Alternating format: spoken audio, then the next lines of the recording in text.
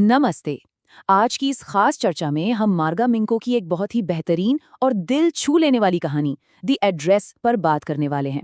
ये कहानी सिर्फ एक पते के बारे में बिल्कुल नहीं है, बल्कि ये भौतिक चीजों से हमारे जुड़ाव, इंसानियत और एक भयानक त्रासदी के बाद जब किसी पर किया गया भरोसा टूट जाता है ना, उसकी कहानी है। एक ऐसी कहानी जो हमें सिखाती है कि कभी-कभी जिंदगी में आगे बढ़ने के लिए पीछे छूटी चीजों को भूलना ही सबसे सही रास्ता होता है। चलिए शुरू करते हैं। तो चलिए सीधे इस विषय में चलते हैं और जरा उस भयानक स्थिति की कल्पना करते हैं। जर्मनी में हिटलर का क्रूर शासन चल रहा है। यहूदी परिवारों के अंदर हर पल एक दहशत है। एक ऐसा खौफ है कि ना जाने कब उन्हें पकड़कर कंसंट्रेशन कैंप में डाल दिया जाएगा। इसी खौफ के साए में हमारी कहानी की नरेटर और उनका परिवार भी जी रहा है। अब मौत का डर सामने खड़ा है और ऐसे में सबसे बड़ा सवाल ये उठता है कि पीढ़ियों से सहेज कर रखे गए उस कीमती सामान का, उन अनमोल यादों का क्या होगा जो वे अपने साथ लेकर नहीं जा सकते। इस कहानी में नैरेटर की पूरी भावनात्मक यात्रा को हम मुख्य रूप से 3 हिस्सों में बांट सकते हैं। सबसे पहले युद्ध से पहले का वो भयानक खौफ, जहां अपने कीमती सामान को बचाने की एक हताश कोशिश की जाती है। फिर आती है युद्ध की वो खौफनाक तबाही, जहां सिर्फ सामान ही नहीं, पूरा का पूरा परिवार ही छिन जाता है। और अंत में जब युद्ध शांत होता है तो शुरू होती है युद्ध के बाद की वापसी, अतीत और उस खोए हुए सामान की एक दर्दनाक तलाश। अब देखिए, इसी डर और अफरा तफरी के बीच कहानी में एक बहुत ही अहम किरदार की एंट्री होती है, मिसेस डॉलिंग। नैरेटर की मां को लगता है कि अगर वे मारे गए तो उनके पुश्तैनी सामान का क्या होगा। ऐसे में मिसेस डॉलिंग, जो उनकी एक पुरानी परिचित हैं, वो अचानक एक मददगार के रूप में सामने आती हैं। वो नैरेटर की मां को सुझाव देती हैं कि सारा कीमती सामान उन्हें सुरक्षित रखने के लिए सौंप दिया जाए। नैरेटर की सीधी साधी मां को सच में लगता है कि मिसेस डॉलिंग उनके सामान को बचाने के लिए अपनी जान जोखिम में डाल रही हैं। क्या भोलापन था ना। लेकिन युद्ध किसी को नहीं बख्शता। इस विनाशकारी युद्ध ने सब कुछ तबाह कर दिया। उस पूरे परिवार में सिर्फ नैरेटर ही एकमात्र जीवित सदस्य बचती है। जरा सोचिए, उसने अपने माता पिता, अपना पूरा परिवार खो दिया है। वो दुनिया में बिल्कुल अकेली रह गई है।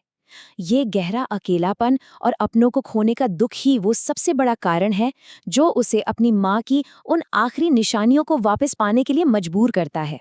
और फिर आता है ये खास नंबर 46, मार्कोनी स्ट्रीट नंबर 46। यही वो पता था जिसे नरेटर ने अपनी माँ के कहने पर सालों तक अपने दिमाग में याद रखा था। जब युद्ध खत्म हुआ और हालात थोड़े सामान्य हुए तो वो इसी पते पर जाती है। उसे पूरी उम्मीद थी कि वहां जाकर उसे अपना अतीत, अपनी माँ का वो कीमती सामान वापस मिल जाएगा। लेकिन जब वो उस पते पर पहुंचकर दरवाजा खटखटाती है तो वास्तविकता एक जोरदार तमाचा मारती है। मिसेस डॉलिंग दरवाजा बस थोड़ा सा ही खोलती है और सीधे सीधे एक ठंडी, चुभने वाली बात कहती है, मैं तुम्हें नहीं जानती। मतलब ये सोचकर ही सहरन होती है कि जो औरत किसी की माँ की सबसे कीमती चीजें हिफाजत के नाम पर ले गई हो, वो आज पहचानने से ही पूरी तरह इनकार कर दे। ये एक बहुत ही क्रूर और सीधा विश्वासघात था। भले ही मिसेस डॉलिंग ने उसे पहचानने से इनकार कर दिया, लेकिन तभी नैरेटर की नज़र एक ऐसी चीज पर टिकती है जो सारी सच्चाई बयां कर देती है। मिसेस डॉलिंग ने नैरेटर की माँ का ही हरा बुना हुआ कार्डिगन पहना हुआ था। उसके लकड़ी के बटन धुल-धुल कर पीले पड़ चुके थे। इस एक छोटे से विजुअल ने तुरंत साबित कर दिया कि नैरेटर बिल्कुल सही घर पर आई है और वो औरत उसके चेहरे पर साफ-साफ झूठ बोल रही है। अब इस हिस्से के बारे में जो सबसे दिलचस्प बात है वो ये है कि ये कोई छोटा मोटा सामान नहीं था। यहाँ चांदी के कांटे चम्मच थे, प्राचीन एंटीक प्लेटें थीं और बड़े बड़े भारी फूलदान थे। मिसेस डॉलिंग हर बार जब भी उनके घर आती थी, सूटकेस और बैग भरकर ये सारा भारी भरकम सामान सुरक्षा के नाम पर बड़े ही व्यवस्थित तरीके से अपने साथ ले जाती थीं। यहाँ एक बहुत ही दर्दनाक विडंबना छिपी है। देखिए, युद्ध से पहले जब मिसेस डॉर्लिंग ये सब ले जा रही थी तो नरेटर ने अपनी माँ से सवाल किया था कि क्या ये सब उसे देना ठीक है। इस पर उसकी माँ उस पर बुरी तरह भड़क गई थी। उन्हें लगता था कि मिसेस डॉर्लिंग उनके लिए बहुत बड़ा जोखिम उठा रही है। माँ का वो अंधा विश्वास और मिसेस डॉर्लिंग का ये सोचा समझा स्वार्थ, दोनों के बीच का अंतर आज बहुत ही गहरा और दुखद लग रहा था। युद्ध के तुरंत बाद तो नरेटर को इन चीज़ों को देखने से भी डर लगता था, क्योंकि ये उन लोगों से जुड़ी थीं जो अब इस दुनिया में नहीं थे। लेकिन धीरे धीरे जब जिंदगी पटरी पर लौटने लगती है, खाने के लिए साफ और हल्के रंग की ब्रेड मिलने लगती है, और जब लोग बिना जान के डर के आराम से सो सकते थे, तब ये ठहराव उसके अंदर अपने उस सामान को, अपनी पुरानी यादों को देखने की एक तीव्र इच्छा जगाता है। उसने उस दर्दनाक आघात का सामना करने की हिम्मत जुटाई और उस घर पर दूसरी बार जाने का फैसला किया। इस कहानी का असली चरम तब आता है जब नरेटर अपनी दूसरी कोशिश करती है। इस बार किस्मत से मिसेस डॉलिंग घर पर नहीं है। दरवाजा उनकी 15 साल की बेटी खोलती है और वो अनजाने में नरेटर को घर के अंदर बुला लेती है। अंदर जाते ही हॉलवे में नरेटर की नज़र एक पुराने भारी लोहे के हनुका कैंडल होल्डर पर पड़ती है, जिसे वो लोग अपने घर में शायद ही कभी इस्तेमाल करते थे। ये उस अतीत का पहला सीधा और बहुत ही भारी सामना था। और ये स्थिति इस बात को बहुत ही बेहतरीन तरीके से दर्शाती है कि उन खूबसूरत यादों और आज की अजीब वास्तविकता के बीच कितना बड़ा टकराव है। वो चीज़ें जो उसके खोए हुए परिवार की आत्मा थीं, जिन्हें बहुत प्यार से सहेज कर रखा गया था, आज एक सीलन भरे, बदबूदार और भद्दे से कमरे में बेतरतीब और अजीब ढंग से रखी हुई थी। अपना ही सामान इस विचित्र माहौल में देखकर नरेटर को घुटन और बहुत ज्यादा अजीब महसूस होने लगा। उस कमरे में बैठते ही नरेटर की उंगलियां टेबल पर बिछे मेजपोश पर जाती हैं। वो उस परिचित कपड़े को सहलाती है और किनारे पर पहुंचकर उसकी उंगलियां रुक जाती हैं। उसे ठीक वही जलने का निशान मिल गया था जिसे उसके परिवार ने कभी रफू नहीं करवाया था। ये एक बहुत ही भावुक पल था जिसने साबित कर दिया कि वो जिन चीज़ों को छू रही है वो सच में उसके ही अतीत का हिस्सा है। और तभी मिसेस डॉर्लिंग की बेटी उसे चाय परोसती है, और वो भी उसी सफ़ेद चायदानी से जो नरेटर की थी। वो अनजान लड़की अपनी एंटीक प्लेटों और चांदी के चम्मचों की शेखी बघारने लगती है। मेरी माँ कहती हैं ये एंटीक हैं, वो बड़े गर्व से कहती है। नरेटर के लिए ये सब सुनना किसी तेज चाकू के घाव जैसा था।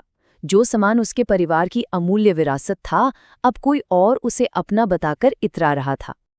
चलिए आगे बढ़ते हैं और देखते हैं कि ये स्थिति कैसे एक बहुत गहरे और दार्शनिक एहसास को जन्म देती है।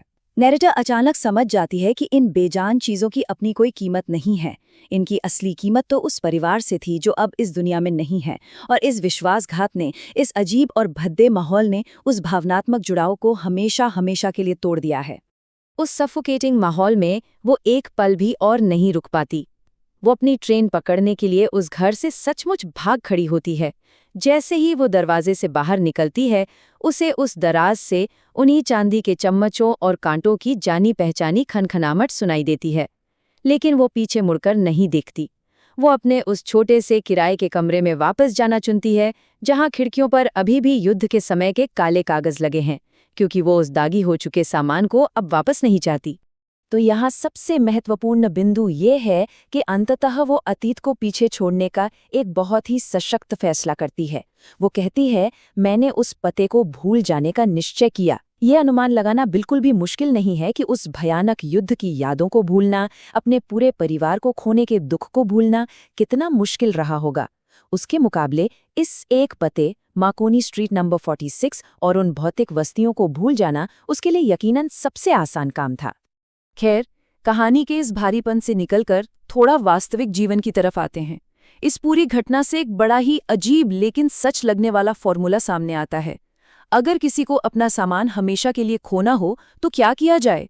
बड़ा आसान है। पहला, उसे किसी भरोसेमंद इंसान को दे दिया जाए। दूसरा, बस समय बीतने का इंतजार किया जाए। और तीसरा, जब उसे वापस मांगा जाए तो उनका वो बेहतरीन नाटक देखा जाए जिसमें वे पहचानने से ही इनकार कर देते हैं। बिल्कुल उस दोस्त की तरह जिसे कोई अपनी चीज दे दे और वो बड़ी आसानी से भूल जाए कि देने वाला कौन है ना? लेकिन मजाक से हटकर आज की ये पूरी चर्चा एक बहुत ही गहरे सवाल पर लाकर खड़ा कर देती है। यदि हमारी सच्ची यादें चांदी की प्लेटों, भारी फूलदानों और पुराने कार्डिगन के बजाय हमारे दिल में रखी जाती हैं, तो इस जिंदगी में वास्तव में क्या है जिसे पकड़कर रखना चाहिए? अतीत का भारी बोझ या फिर आगे बढ़ने की हिम्मत? ये एक ऐसा विचार है जिस पर गहराई से सोचने की जरूरत है। आज की इस चर्चा में शामिल होने के लिए बहुत बहुत धन्यवाद।